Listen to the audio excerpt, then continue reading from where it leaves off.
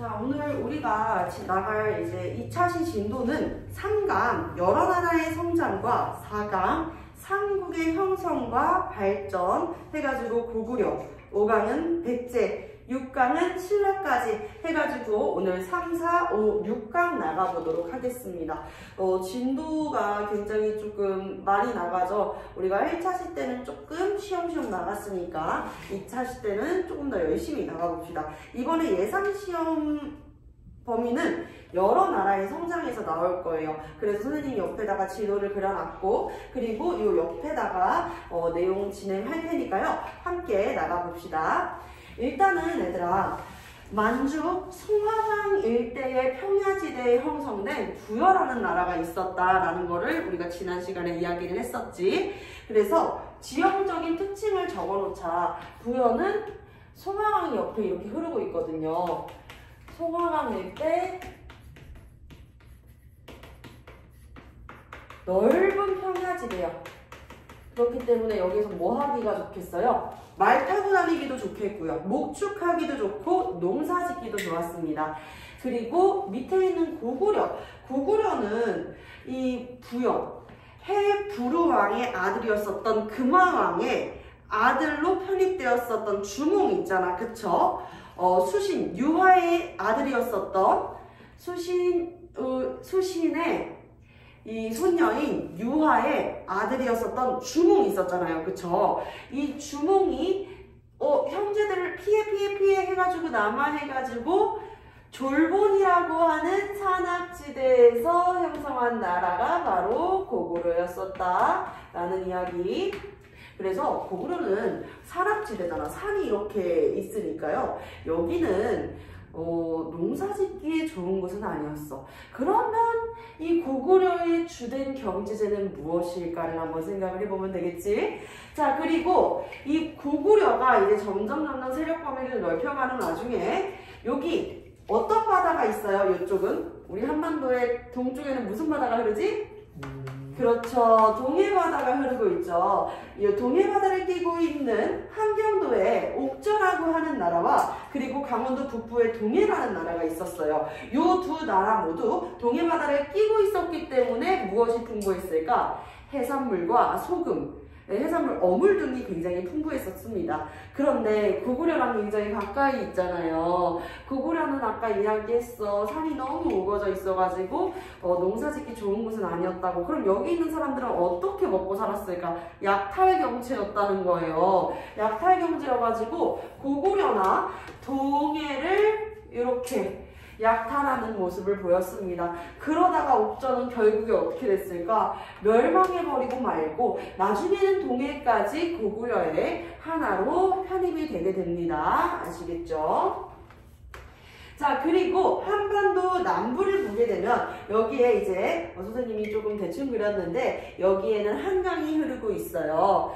고구려의 이제 왕이었었던, 고구려를 세운 동명왕, 즉 주몽 있죠. 주몽이 부여에서 결혼했었던 첫째 부인 말고도 둘째 부인이 있었었지. 이 둘째 부인의 아들이었었던 비류랑 온조. 이 비류랑 온조는 어떻게 했어? 고구려에서 남하에서 나라를 세우게 되었었다라고 이야기를 했을 거야. 거기가 바로 마한의 작은 소국에 해당하는 백제국 이라는 나라였어요. 마한과 진안과 변한 한반도 남부에 있는 이 지역을 우리가 두루 삼한이라고 부릅니다. 삼한이라고 불러요. 나중에는 이 백제가 마한의 영토 전체를 이제 병합을 하게 되면서 마한은 백제가 되고, 그리고 진한은 점점점 6세기경에 이제 사실 고구려 백제 신라 중에서 제일 먼저 형성된 게 여기 신라거든요. 근데 가장 조금 이 발전이 좀 늦었었어. 이미 백제는 4세기 때 전성기였고 고구려는 5세기 때 전성기였었는데 백제랑 고구려가 전성기가 다 지난 6세기에서야 이제 신라도 나라로서의 이 나라다운 이름도 갖추고 왕호도 갖추고 거기에다가 이제 전성기까지 맞이하게 된단 말이지. 이렇게 좀 뒤처질 수밖에 없었던, 늦어질 수밖에 없었던 이유는 무엇이었냐면요.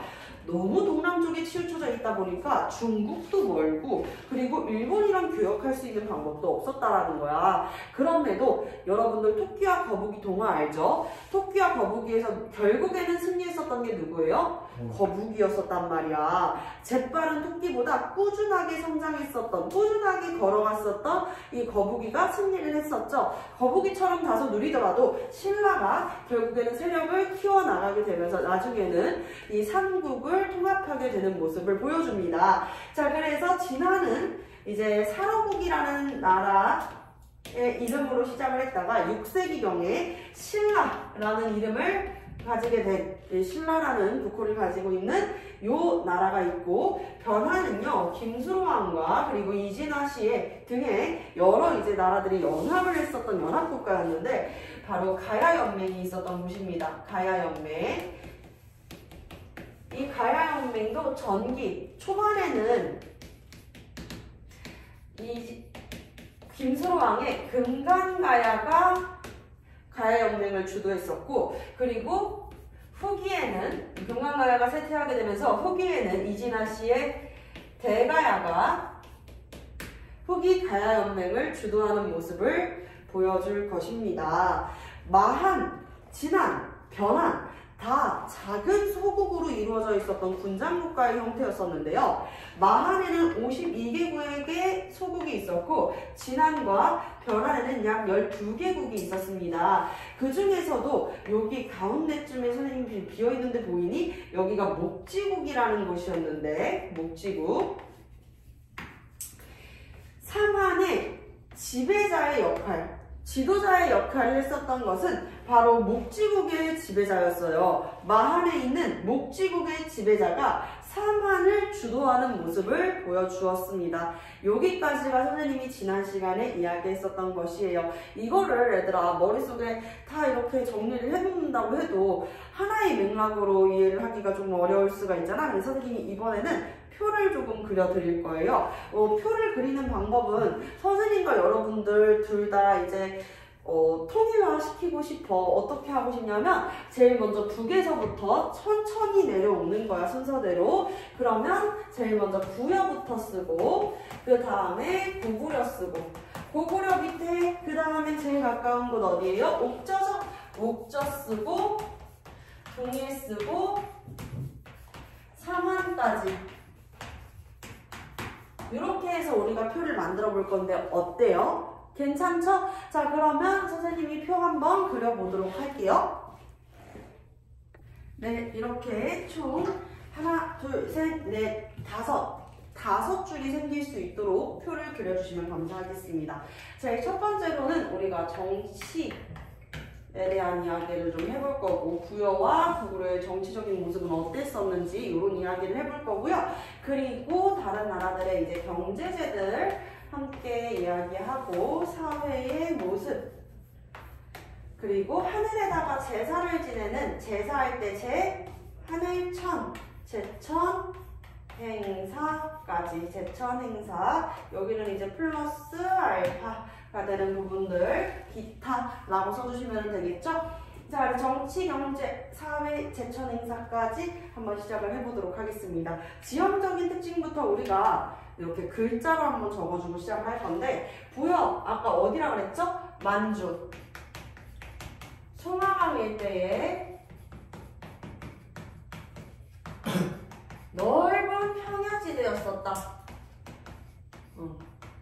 평야지대였었고, 고구려는 졸본, 산악지대. 자, 그리고 옥저는요, 함경도. 오늘날의 우리나라 영토는 아니죠. 현재 북한의 영토에 있죠. 그쵸? 여기 함경도 동해바다. 함경도 동해바다. 그리고 동해가 있는 곳은 강원도 북부, 강릉 이쪽 생각하면 돼요. 그래서 강원도 북부 생각해 주시면 되고, 상안의 위치는 한반도 남부, 한반도 남부 이렇게 가주시면 되겠습니다. 자, 여기 5개의 나라 중에서 정말 중요한 포인트가 하나 있는데 뭐냐면 왕이 있었었던 영맹 왕국은 딱 2나라뿐이야. 나머지는 군장 국가 단계였었다라는 이야기를 할게요. 자, 그래서 왕이 있던 나라가 어떤 나라였냐? 바로 부여와 그리고 고구려. 이렇게 딱 2나라. 나머지는 군장 국가다. 이렇게 기억을 해주시면 됩니다. 자, 그래서 부여의 사회적인 모습은 어땠냐? 이거 시험 문제 정말 잘 나오는데 사출도라고 해서 왕이 있으면은 왕 옆에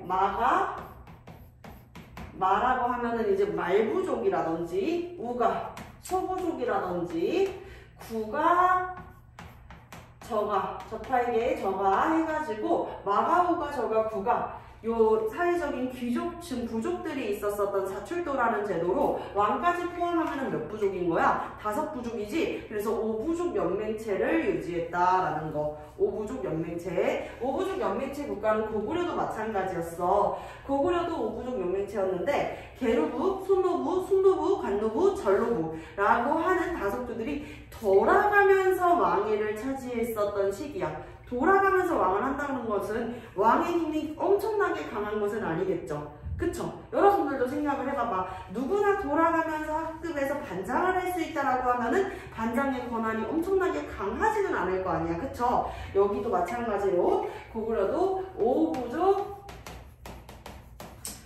연맹체라고 해가지고 자리 공간이 되면은 적어주세요. 계루부, 순노부, 관노부, 절노부,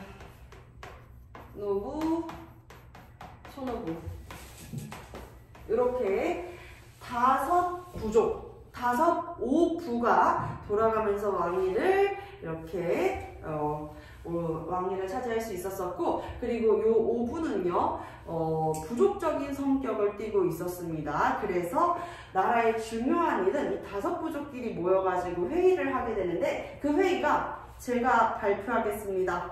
바로 제가회의였었다. 제가회의 라고 적어주시면 되겠습니다. 제가 발표하겠습니다. 그 제자예요. 제가회의라고 하는 회의가 있었다. 이렇게 기억을 해주시면 되겠습니다. 둘 다 왕의 힘이, 왕의 권한이, 왕의 권력이 강하지는 않았어요. 그것은 부여에 있었던 일책 12법에서도 나타나 있는데,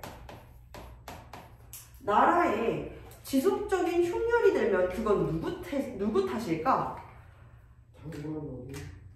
탐관오리? 지속적인 흉년이 들면 사실 누구를 탓하기가 조금 어려워. 기후적인 문제잖아. 그치? 뭔가 계속 비가 안 왔다든지 아니면은 비가 너무 많이 왔다든지 이런 문제 때문에 흉년이 자꾸 들었다라고 하면 우리는 알죠. 어쩔 수 없다라는 거를. 하늘의 날씨는 우리의 마음대로 할 수가 없는 거잖아. 근데 부여는 달랐어.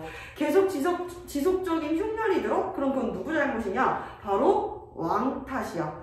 왕이 하늘에다가 제사를 지내는 존재인데 당신이 대체 제사를 어떻게 지냈으면 이렇게 지속적인 흉년이 찾아왔냐 이거야. 그렇기 때문에 계속 흉년이 든다면 왕을 죽일 수도 있다라는 내용이 들어가 있었던 거죠. 그래서 그렇게 봤을 때는 되게 무서운 법이고 왕의 권한이 강하지는 않았었다라는 거를 우리가 조금 생각을 해볼 수가 있었을 것 같아요. 자, 그래서 연맹왕국의 2나라, 그리고 부여의 경제제는요, 부여는 농경과 목축을 하기가 너무 좋은 지역이야. 왜? 정말 넓은 평야지대가 있었기 때문에 당시 사회 모습을 그래서 반은 농사를 짓고 반은 목축을 했다 그래서 반농반목이라고 표현하기도 해요. 반은 농사를 짓고 반은 목축을 하고 할 정도로 이렇게 평야지대였기 때문에 농사짓기도 너무 좋은 곳이었었다. 그리고 부여에 특산물들도 있는데요. 일단 말에 따라올 수가 없어요. 주옥, 저곡, 그리고 모피. 주옥, 모피 이런 것들. 자, 고구려는 아까 이야기했는데 산간지대, 산, 졸본이잖아, 그치? 그러니까 여기에서 농사짓기는 쉽지 않았어. 농사짓기 쉽지 않으니까 어떻게 해버렸어? 약탈했다 그랬었지? 고구려의 주된 경제제는 약탈경제야. 약탈경제고, 그리고 약탈물을 보관하는 창고도 있었어. 부경이라고 해가지고 약탈 창고가 있을 정도였다. 어디를 약탈했다 그랬었죠? 옥저나 동해, 특히나 바로 옆에 붙어있는 옥저 같은 경우에는 정말 많은 이 약탈에 시달렸었어요. 그래서 나라가 오래 유지되지 못하고 군장 국가 단계에서 결국에는 이제 고구려에 합쳐지게 되는 것입니다. 아시겠지요?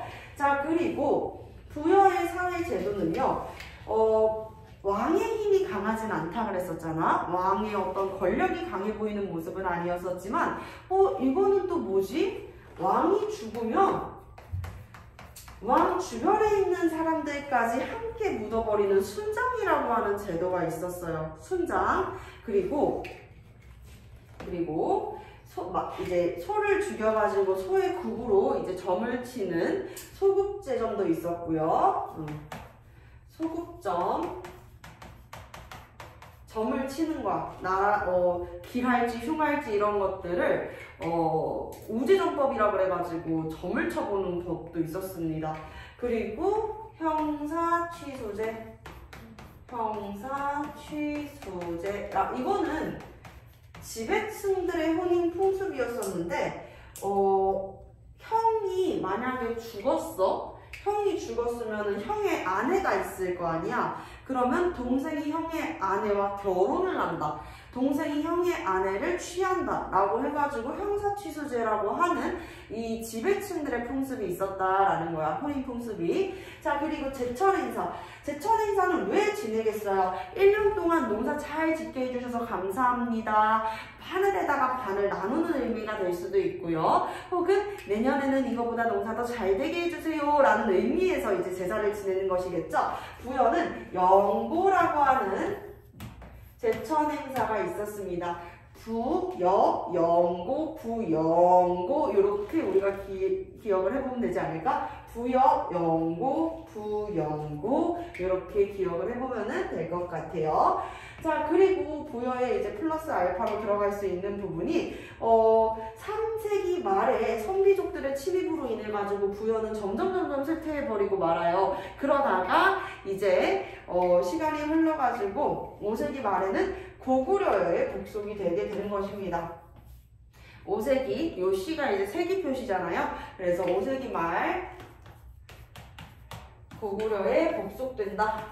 고구려에 병합이 됩니다. 복속.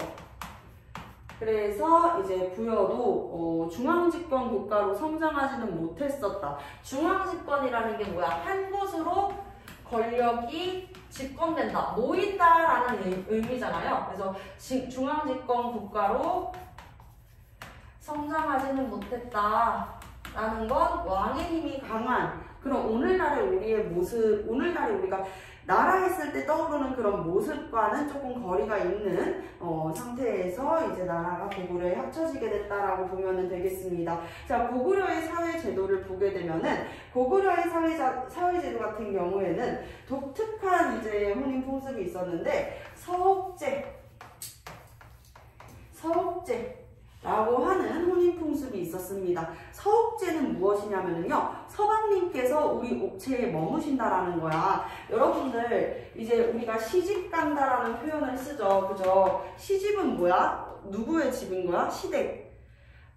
우리 이제 신랑의 남편의 집을 시집이라고 이야기를 하잖아. 그래서 나 시집 간다라고 이야기하는 거, 조선시대에 시집을 간다라는 거 뭐야? 결혼을 해서 남편네 집에 들어와서 여자가 사는 걸 얘기하는 거지. 그러면 반대로 처가는 뭐야? 처가는 나의 아내의 집을 의미한단 말이지. 이 서옥제는 서방님, 즉 남편이 여자의 집에서 처가살이를 한다라는 것을 의미해.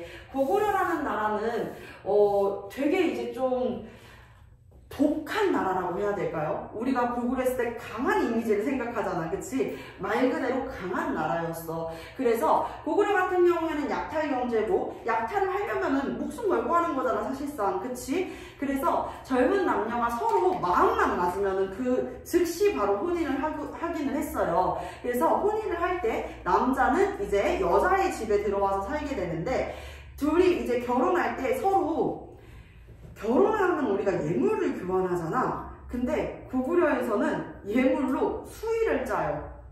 수의가 뭐야? 죽을 때 입는 옷이죠. 그쵸? 그 정도로 이제 전투에 되게 진심인 국가가 고구려였었어. 거기에다가 이제 남자가 여자네 집에서 처가살이를 일정 기간 동안 하고 그리고 나서 이제 둘이 출가를 하게 되는 거란 말이야. 아니 기왕 나갈 거면은 왜 굳이 같이 이렇게 처가살이를 하는 거지? 라고 생각할 수 있는데 이런 거지. 부부가 여자와 남자, 그러니까 어른들이 약탈을 하러 가면은 집에 어린 아이들을 봐줄 수 있는 어른이 없는 거야. 그리고 집에 여자만 있으면은 혹시라도 남자들이 우르르 침입한다 그러면은 문제가 될 수 있잖아. 그러니까 집을 지킬 남자가 필요한 거지. 그 집 지킬 남자의 역할을 누가 하는 거예요? 사위가 하는 거야. 그렇게 일정 기간 동안 노동력을 제공하고 나서는 이제 빠빠이 가가지고 살아 이렇게 되는 거죠. 그래서 서옥제, 서방님께서 우리 옥체에 머무신다 라고 하는 제도가 있었고요. 그리고 고구려 같은 경우에는 부여랑 굉장히 가까웠잖아. 그래서 부여에서 내려와가지고 이제 시작을 했다 보니까 고구려도 마찬가지로 이제 일칙 12법이라든지 그리고 형사 취소제라고 하는 지배층의 혼인 풍습들도 함께 볼 수 있었었다라는 거. 자, 근데 우리가 기억해줘야 되는 거 제일 먼저 뭐라고? 서옥제 기억을 해주셔야 된다고. 아시겠죠? 서방님께서 우리 옥체에 머무신다라는 거. 이거 되게 잘 나와요. 그리고 마찬가지로 형사 취소제. 형이 죽으면은 형이 결혼을 한 상태면은 형의 아내가 있을 거 아니야. 동생이 결혼을 하는 형사 취소제라고 하는 제도가 비슷하게 보였습니다. 자, 그리고 고구려의 제천 행사는요. 동맹이라고 하는 제천 행사가 있었는데 이 동맹이라고 하는 제천 행사도 너무너무 재밌는 게 뭐냐면요. 우리가 동맹이라는 말 언제 써? 너 나랑 오늘부터 동맹이야. 알겠지? 혹은 일시적으로 이제 친구들끼리 싸우다가 야 잠깐만 우리 동맹 맺자. 일단 잠시 동맹 맺자. 이런 표현 많이 쓰잖아. 서로 이제 도움을 주는 그런 공격하지 않는 그런 동맹 이런 걸 많이 생각을 하잖아. 고구려는 농사를 짓는 농경사회도 아닌데 왜 제천 행사를 지냈냐면 옆나라가 풍년이 들게 해주세요. 이런 내용으로도 제사를 지냈다는 거지. 되게 재밌죠. 옆나라가 왜 풍년이 들길 바랄까? 그래야지 고구려도 약탈할 거리가 많아지니까. 그래서 고구려가 제발 옆나라 옥저가 또 풍년이 들게 해주세요. 이런 내용으로 이제 하늘에다가 제사를 올렸었다라는 내용으로도 우리가 이해를 해볼 수가 있겠어요. 자, 그리고 고구려는 나중에 이제 중앙 집권 국가로 발전을 하게 되죠. 그러니까 우리가 고구려 백제 신라로 다음 단계로 넘어가게 되잖아. 그쵸? 자, 그래서 왕의 힘이 강한 중앙 집권 국가로 발전한다 라는 키워드까지 함께 적어보도록 합시다. 자, 그 다음입니다. 옥저랑 동해는요 군장 국가야. 그래서 군장이 통치를 해. 그 말은 즉슨 뭐가 없어? 왕이 없어. 기억해야죠? 왕이 없어요. 그래서 그 군장의 이름을 우리가 기억하는 것이 좋습니다. 군장은 읍군, 상로라고 하는 군장이 통치를 했었던 곳이었다라고 볼 수 있겠고, 동해랑 옥저 모두 지리적인 특성이 살짝 비슷한데요. 바닷가 근처에 있다라는 거야. 동해 바다 근처에 있죠. 그러니까 어물이 풍부하고 소금이 풍부했다라는 것도, 자, 소금과 어물이 풍부했다. 동해는 소금과 어물뿐만 아니라 이제 실 있잖아요, 그쵸? 방직 기술도 굉장히 발전하게 돼가지고 여러분들 삼배와 같은, 명주라든지 삼배와 같은 이런 방직 기술도 굉장히 발전했었던 곳이고, 동해에는 단궁, 짧은 활이에요. 단궁과 그리고 과일나무 아래를 지나가는 작은 말, 과하마라고 하거든요. 이런 과하마를 찾아볼 수 있는 곳이었습니다. 특산물이었어, 특산물. 그리고 이 바다 포유류의 피부, 가죽이 되는 바너피들도 동해의 이 특산물이라고 볼 수가 있겠습니다. 자, 그리고 옥저의 사회제도가 정말 맴짓이라는 표현 쓰죠. 마음이 너무 찢어져요. 왜냐면 고구려한테 너무너무 많이 이제 괴롭힘을 당해. 수탈을 당하고 약탈을 당하다 보니까, 여러분들 한번 생각해 보세요. 쇠가 빠지게 일해가지고 정말 미친듯이 일하고 너무 피곤해 절었는데 막상 월급은 내 통장으로 들어오는 게 아니야. 정작 다른 사람 통장에 월급이 착착 쌓인다고 생각해봐. 여러분들 열심히 일하고 싶겠어요? 가난하고 힘들겠죠, 그쵸? 옥저가 딱 그런 상황이었어. 고구려한테 다 약탈당하고 이게 뭐야. 그래서 어떻게든 집안의 식구가 뭐야, 밥을 같이 먹는 사람들이잖아요, 그쵸? 한 지붕 아래 함께 밥 먹는 식구의 입을 어떻게든 한 명이라도 줄여보려고 그랬어. 그렇다고 해가지고 가족을 바로 내쫓을 순 없잖아. 얘 너 나가라 이럴 순 없는 거잖아.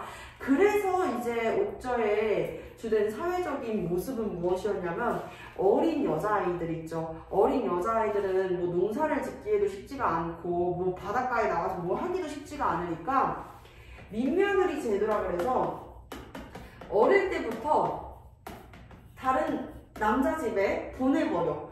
그리고 나서 일정 나이가 이제 성인이 되면은 그때 이제 결혼까지 하는 거야. 그 집에서 먹고 자고 싸고 먹고 자고 생활하는 걸 다 한 다음에 어른이 됐을 때는 자연스럽게 결혼까지 시키는 제도지. 이렇게까지 한 이유가 뭐겠어요?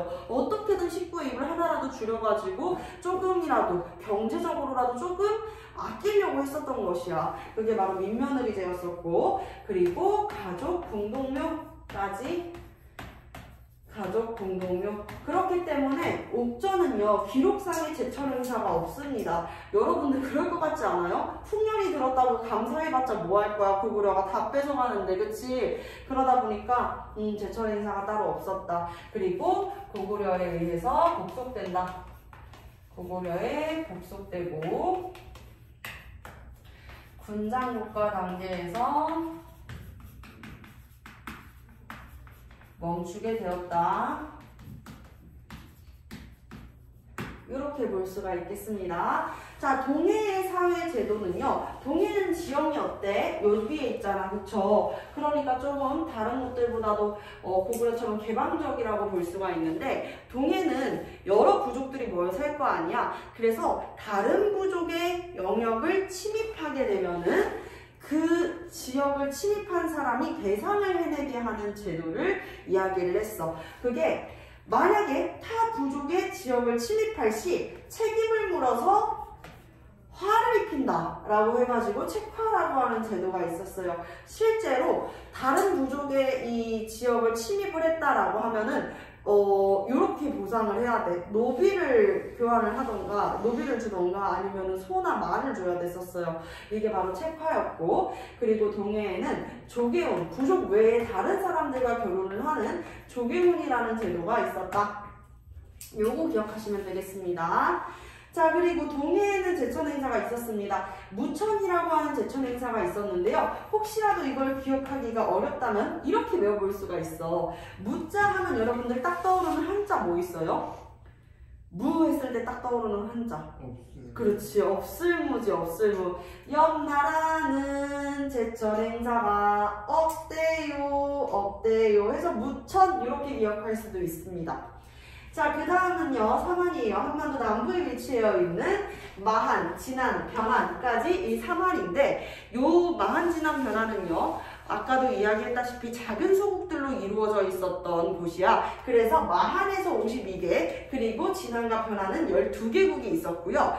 요 마한, 진안, 변안에서도 마한의 목지국의 지배자가 삼안을 주도하는 모습을 보였다고 이야기를 했었어요. 이해되셨죠? 자, 그러면 삼안의 정치적인 특징은 무엇이냐면 마찬가지로 군장국가였기 때문에 군장이 통치를 했고 이 군장의 이름을 우리가 기억해 놓는 것이 좋다라고 이야기를 했었죠. 신지읍차라고 하는 군장이 통치를 했었고요. 그리고 한 가지 더, 우리 고조선은 단군 왕검을 통해 가지고 알 수 있는 게 있었어. 뭐야? 제사를 지내는 제사장의 이름인 단군, 그리고 정치를 하는 왕으로서의 왕검, 단군 왕검이라고 부르잖아. 우리가 제사를 지내는 사람과 정치를 하는 사람이 일치한다. 재정일치사회라고 이야기했죠. 근데 삼안은 재정불일치사회입니다. 자, 재정불일치.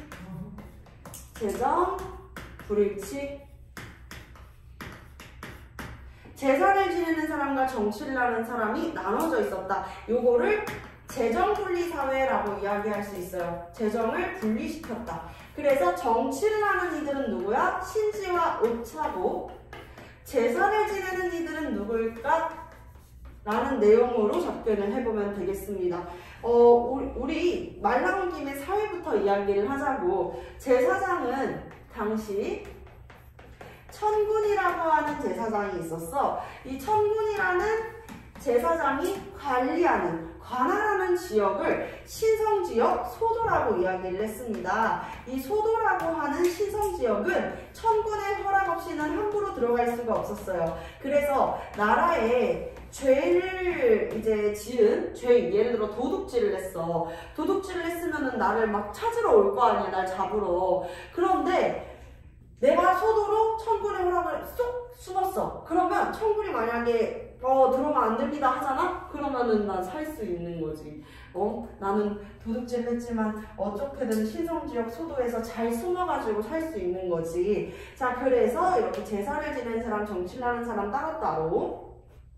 여기에서 말 나온 김에 재밌는 얘기할게. 나라에 범죄를 저질렀다고 이야기를 하니까 이렇게 삼안 같은 경우에는 신성지역으로 천군의 허락을 받고 숨을 수 있는 방법도 있고요. 그리고 또 고구려는 어땠을 것 같아? 얘들아, 고구려는 있잖아, 감옥이 없는 나라야.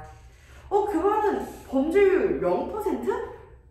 아닙니다. 고구려는요, 나라에 죄를 지게 되면은 이 제가회의에서 이제 재판을 하게 돼. 제가회의에서 결정을 해가지고 결정이 됐어. 넌 죄를 졌구나. 사형이에요. 사형. 그래서 감옥이 없어요. 교화라고 하는 게 없습니다. 그냥 사형을 시켜버렸었어. 그런 모습들. 자, 그리고 삼안의 경제제를 이야기하면은 특히 여기가 우리나라의 이 전라도 그리고 경상도가 있는 쪽이잖아. 그치? 전라도는 오늘날의 우리 과거에서부터 곡창지대로 잘 알려져 있죠. 곡식 창고같이 농사를 짓기가 굉장히 용이한 곳이란 말이야. 그래서 삼안에서도 마찬가지로 벼농사가 잘 됐어요. 벼농사가 발달했었고, 특히 변안 같은 경우에는 철이 풍부했어. 청이 아니라 철이에요. 철이 풍부했다. 그래서 변안의 이 철을 어디에다가 수출하기도 했었냐면, 변안의 철을 외나 낭랑에 수출하기도 했습니다. 이런 모습, 외나 낭랑에 수출을 하는 모습들도 보였었다. 그리고 마지막 이 삼안의 제천 행사는요, 계절제야. 수린날과 계절제 5월과 10월에 2번 진행이 됐어요. 요것도 기억하셔야겠죠. 5월 수린날과 그리고 10월 계절제에 총 2번 진행을 했었다. 마지막 삼안 정리. 마한의 이 목지국을 병합하고 마한 전체를 병합해서 강한 나라, 중앙집권 국가로 성장하는 나라는 백제였었고요. 그리고 다소 동남쪽에 치우쳐져 있어가지고 시간이 걸리기는 했지만 이 진안에서 고구려 백제 신라 중에서 가장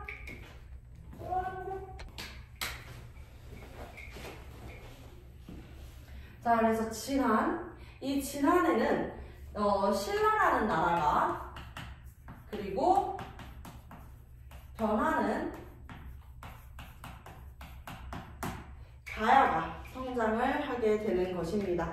여기까지가 우리가 배운 3강의 내용이에요. 그래서 이 부분을 우리가 다음 3차 시수업의 시작함과 동시에 테스트를 보고자 합니다. 이 정도는 여러분들이 외워주셔야 되고, 고등학교 친구들은 이 부분이 이제 여러분 아시죠? 딱 봐도 서술형 유형으로 나오기가 너무 좋다라는 것과 이 부분 시험 범위 1학기 중간고사에 들어가니까 꼭 해주셔야 되겠습니다. 그리고 하나 더, 중학생 친구들은 고등학교 언니들 오빠들 고생하세요 이거 아니야. 작년 같은 경우에는 만포중학교에서 이 부분에서 뭐가 나왔어? 수행평가가 나왔었어. 그러니까 꼭 기억을 해두셔야겠죠. 여기까지 진행을 하고, 그리고 뒷페이지로 넘겨서 10개의 문제를 지금 한번 풀어보도록 하겠습니다. 자, 우리 답 한번 같이 맞춰보도록 하겠습니다. 1번입니다. 고구려는 수마강 일대의 평야지대에서 건국되었다. 아니죠. 평야지대는 부여였었지. 고구려는 졸본의 산악지대였어요. 그렇기 때문에 X입니다. 2번, 부여의 제천행사로 동맹이 있다. 부여의 제천행사는 부영고였기 때문에 X가 되겠습니다. 3번, 옥저의 풍습으로 민며느리제가 있었다. 그쵸. 어떻게든 가족들, 식구들의 입을 하나라도 줄이려고 했었던 것이죠. 4번, 동해에는 책화라고 해서 타부족의 영역을 침범했을 시에 책임을 물어 발을 입히는 책화라는 제도가 있었다. 맞습니다. 5번 보겠습니다. 그리고 마한의 철이 낙랑과 외에 수출되었다. 마한에 있는 철이 아니라 어디에 있는 철이라고요? 변한의 철입니다. 변한. 가장 최남단에 있는 변한의 철이었기 때문에 X인 것이고요. 자, 6번 볼게요. 부여는 일책 11법이 존재했었고 소외국으로 점을 치기도 했습니다. 우제정법이라고 합니다. 7번. 고구려의 국가의 중리사는요, 제가 회의에서 결정을 했습니다. 제가 발표하겠습니다. 자, 그리고 8번. 고구려에서 일정 기간을 처가살이하는 풍습을 서옥제, 서방님께서 우리 옥체에 머무신다라고 해서 서옥제라고 이야기를 하고 있습니다. 9번. 옥저는 고구려에 공물을 바치기도 했습니다. 10번. 사만에서 마한의 목지국 지배자가 사만을 대표로 이끌었습니다. 자, 이렇게 해서 3강까지 해봤고요. 이제 이어가지고 고려백제 신라로 한번 넘어가 보도록 할게요.